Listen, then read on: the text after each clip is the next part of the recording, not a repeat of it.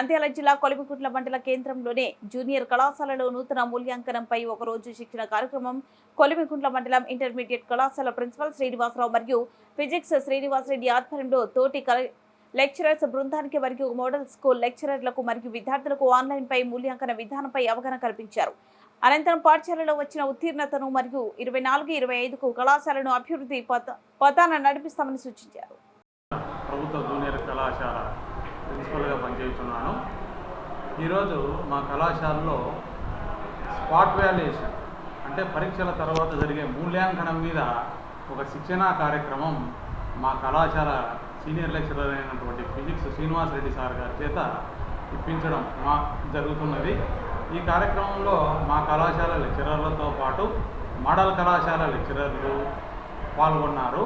దాదాపు 20 మంది దాకా పాల్గొన్నారు.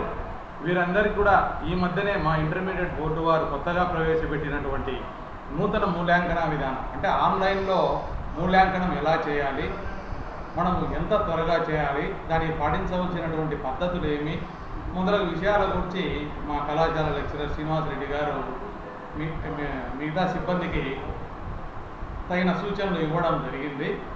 ఆ విధంగా చేస్తే మనము ఎటువంటి పొరపాట్లు లేకుండా మూల్యాంకనం చేయవచ్చని సూచించారు.